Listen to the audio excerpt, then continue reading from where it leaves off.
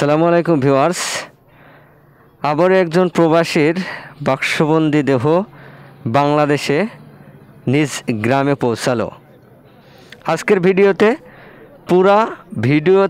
আজকের ভিডিওর মাধ্যমে আপনারা দেখতে পারবেন কিভাবে একজন প্রবাসীর নিথর দেহ বাক্সের বাইরে আনা হয়, বাক্সটা কিভাবে খোলা হয়। এর আগে আমরা যত ভিডিও দিয়েছি সেই ভিডিওগুলোতে এই ধরনের দৃশ্য দেখানোর সৌভাগ্য হয়নি, কারণ বাক্সগুলো সচরাচর কোনো ঘরের ভিতরে খোলা হয়। তবে আজকে ব্যতিক্রম, জনসম্মুখেই এই কুয়েত প্রবাসীর বাক্সটি খোলা হবে, সেটি আজকের ভিডিওতে আপনারা দেখতে পারবেন। আপনাদেরকে একটু জানিয়ে রাখি, গত 15 দিন আগে হরিণাকুণ্ড থানার সিঙ্গা গ্রামের জনাব আজলুর রহমান কুয়েতে হৃদরোগজনিত কারণে চিরবিদায় নেয়।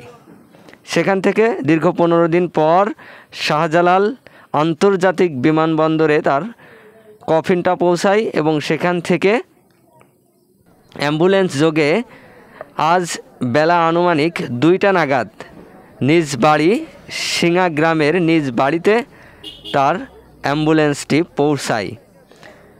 গ্রামের মানুষজন তাকে দেখার জন্য ভিড় জমিয়েছে। শুধু তার গ্রামের মানুষজনই নয়, আশেপাশের গ্রাম থেকেও হাজার হাজার মানুষ এক নজর দেখার জন্য ভিড় জমিয়েছে। আপনারা দেখতে পাচ্ছেন হাজার হাজার মানুষের ভিড় সমাগম, এখানে হাজার হাজার মানুষের উপস্থিতি রয়েছে। সেই সাথে আপনারা এও দেখতে পাচ্ছেন এলাকাবাসী নিজেদের হাতেই কফিনটি খুলছে এবং এই কফিনের ভিতর থেকে তাকে এক নজর দেখার জন্য হাজার হাজার মানুষ, শত শত মানুষ ভিড় জমিয়েছে। পুরো প্রসেসিংটা দেখতে থাকুন, কিভাবে কফিন খুলে এই প্রবাসীর নিথর দেহটাকে বাইরে আনা হয়। এর আগে আপনারা কোনো দিন এই ধরনের ভিডিও দেখেছেন বলে আমি মনে করি না, কারণ কফিনগুলো সচরাচর বাড়িতে খুব গোপনে খোলা হয়। তবে আজকে একটু ব্যতিক্রম এই জিনিসটা দেখে আমি অবাক হয়েছি। এজন্যই আপনাদেরকে পুরো প্রসেসিংটা দেখানোর জন্য ভিডিওটি একটু লম্বা হলেও আপনারা অবশ্যই দেখবেন। হয়তো ভিডিওটি একটু লম্বা হবে, তারপরেও আশা করি দেখবেন এবং বুঝতে পারবেন কিভাবে কফিন খোলে। আর আমরা জানি যে কফিনের ভিতরে মৃত দেহের সাথে, মরদেহের সাথে অনেক টাকা পয়সা থাকে, অনেক কিছু থাকে।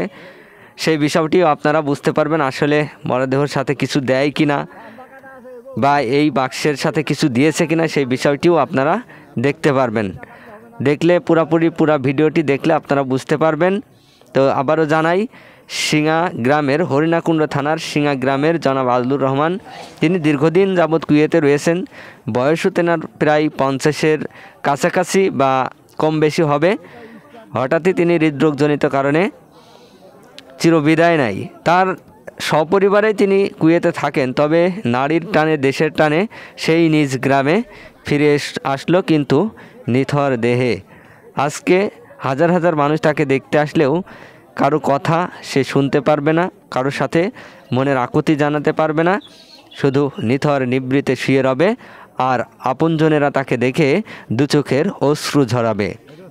আপনারা দেখতে পাচ্ছেন কার্যক্রম চলছে, চলমান এবং প্রায় হয়ে গেছে। কিভাবে তারা খুলতেছে, স্ক্রুপগুলো একে একে খুলতেছে, আপনারা দেখতে পাচ্ছেন।